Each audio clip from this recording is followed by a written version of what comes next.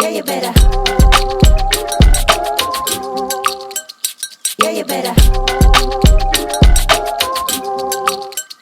Yeah, you better. Yeah, you better.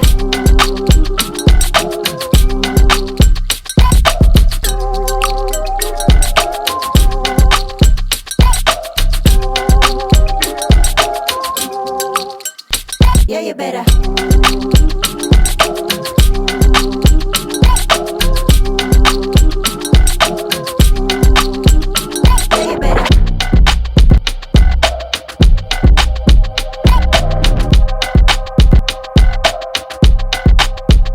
Yeah, you better. We're about to do some spray wall boulders and then get after it on some crazy cool paddle dynos. The paddles in the back are actually so wild, so I'm psyched to get on those and get theoretical with some movements.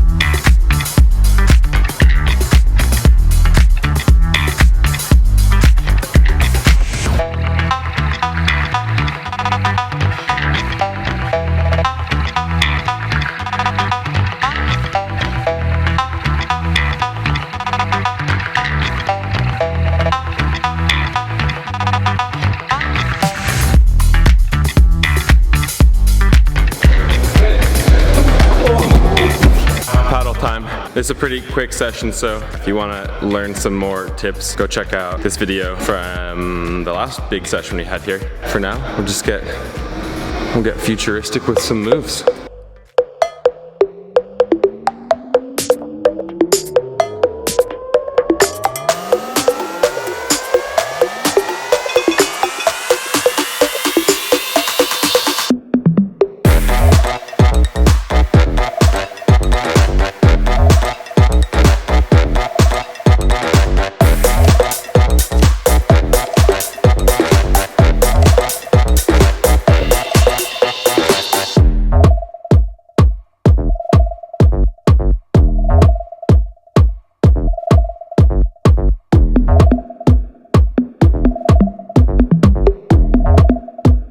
Tim King from Ross and Tim.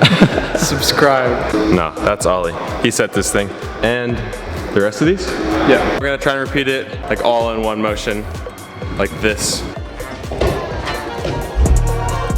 We're gonna try and learn the subtleties of doing it like that, because it definitely makes it a lot more complicated.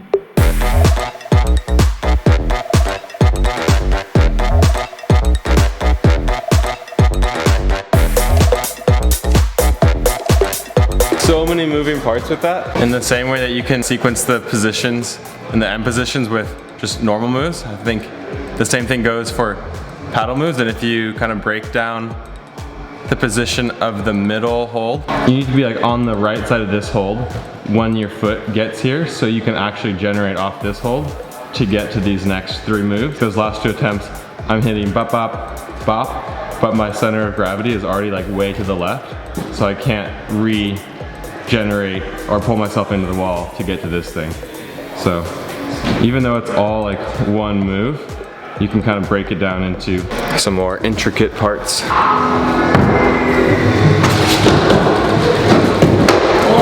See, it makes a difference. Now that same thing, but just don't think as much. Going down and coming up, and this just has to all be subconscious, which is why you visualize a little bit, and then it's like you tried it 20 times instead of just 4.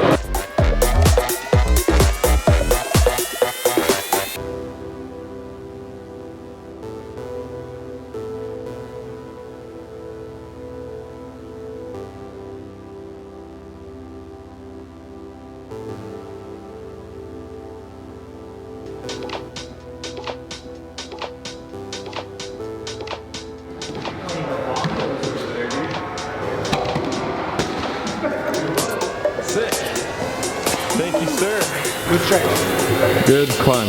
Feels so flowy when it all comes together.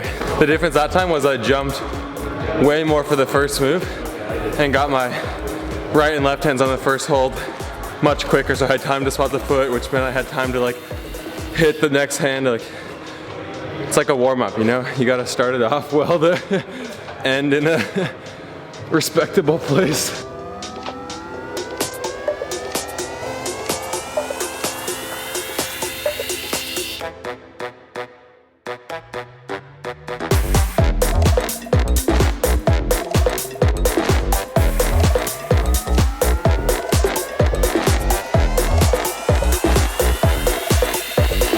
We're finishing up on technical little slab jump. Start foot, and then jump into like bop bop and bop. This thing is off, and then heinous little jibs and dynamic finish. Yeah, this volume, literally someone like dunked it in a bucket of grease. It's so, there's no texture at all. Pro tip, brush the feet. Always brush the feet and the hands. They really put the logo like directly where you want to be. I actually can't tell you how many times I've just put my foot there and then like toed in too much on that tiny ass little Dual Text logo and then just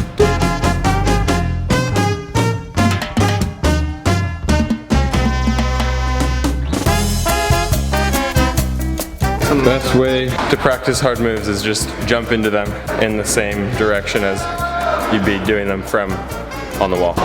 One thing that I noticed that we're both doing was when we're hitting that position, the little like Egyptian stance, like looking down, which oftentimes like pushes our hips farther out from the wall. It just pushes your center of gravity farther out from the wall, which makes it harder to stand over the feet and not fall. So this time I'm gonna try and similar generation, but when I hit this, like stay square and like look up. You gotta land in a confident position, and looking down like this is not a confidence position.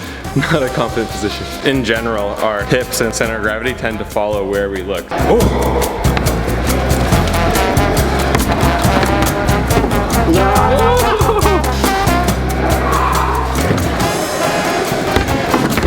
No! Pro tip, don't rapid fire. That means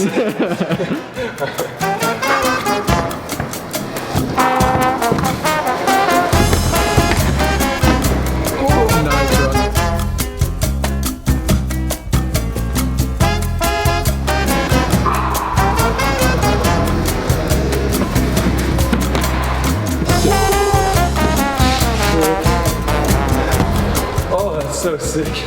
That's like properly forced too. I feel like climbing here every time just teaches me to trust my gut and commit to getting to that final position, because the final position is always good and holdable, and if you can move past the like riskiness or like the perceived riskiness of doing a move like a bit more dynamically, then you save a lot of energy and time, and it ends up being more efficient. Like, I'm thinking about this last move, which you didn't actually set, so Ollie, you're doing a great job at forcing this. You could bear hug this and like grapple it and like get to this and have to squeeze a lot, or you could just jump and get to the left side of this hold, pulling with the direction of the hold, and it's a much better position. Next variation, same move. That hand holds off, so you just have to jump into that position and be even more aware and accurate with your hips to land just like right in between those with no extra.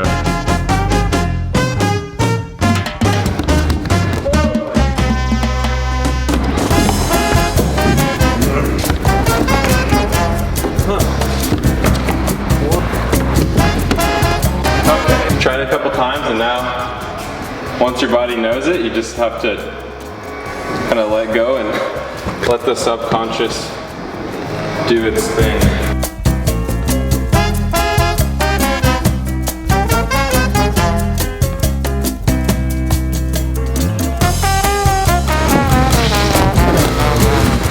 We'll just cut that one after that first move. Before I even started filming this eliminate variation, I did the move and then couldn't repeat it for all 37 of those attempts we just showed. And then finally realized I was just going way too fast, generating for the first part. And then, yeah, once I figured out, actually once Ollie pointed out, you just go slower for the beginning, then you're making more time from the wall so you can generate and like pull yourself back into the wall and over the feet. It always comes down to the same freaking cues, you know? Sometimes it takes a while to recognize how they're showing up on a specific boulder. When you're doing coordination, oftentimes the reason why it feels like you're rushed or you're hitting everything poorly is because you're going too fast. It's important to always hit everything intentionally and make time over the feet. This is actually the best problem of all. Al spent like all of yesterday setting this one. It's just to practice footwork.